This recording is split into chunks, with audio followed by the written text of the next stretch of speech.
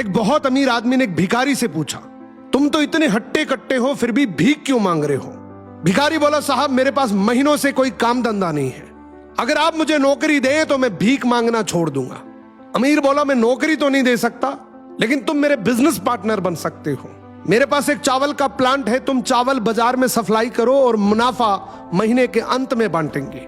भिखारी ने कहा, लेकिन कैसे बांटेंगे? क्या मैं 20% लूंगा और आप 80%? अमीर बोला, मुझे सिर्फ 10% चाहिए, बाकी 90% तुम्हारा होगा, ताकि तुम जल्दी तरक्की कर सको। भिखारी ने जोरों से काम शुरू कर दिया। उम्दा चावल और सस्ते दामों से उसकी बिक्री बहुत बढ़ गई और उसे खूब मुनाफा हुआ।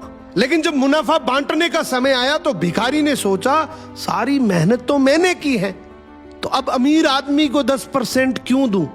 अगले दिन अमीर आदमी आया और जब हिस्सा मांगा तो भिखारी ने बहाना करते हुए कहा कि साहब मुझे तो बहुत नुकसान हुआ है, मुझे जितना मुनाफा हुआ है उतना तो कर चुकाना है, तो इस हिसाब से मुझे कोई मुनाफा नहीं हुआ, तो आप इसके हकदार नहीं हैं। अमीर आदमी ने कुछ नहीं बोला और वहां से चला गया।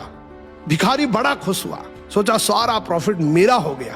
अब भिखारी उन पैसे से रोज मौज करे। ऐसे करते करते उसके पास से सारे पैसे खत्म हो गए। अब पैसे भी नहीं है और काम धंधा भी नहीं है, तो मजबूरन उसको फिर से भीख मांगना शुरू करना पड़ा। एक दिन वो अमीर आदमी उसके पास से गुजरा और उसको देखा, क्या ये तो फिर से भीख मांगने लग गया। अमीर आदमी ने एक बहुत अच्छी बात बोली कि इस दुनिया में गरीब और अमीर आदमी जो होता है ना, उसमें सबसे बड़ा डिफरेंस होता है उसकी सोच का। एक रिच माइंडसेट हमेशा ये सोचता है कि मुझे भी प्रॉफिट हो जाए और मेरे साथ जो काम कर रहे हैं उनको भी प्रॉफिट हो जाए, लेकिन एक पुअर माइंडसेट हमेशा ये सोचता है कि जो भी प्रॉफिट हो सिर्फ मुझे ही हो।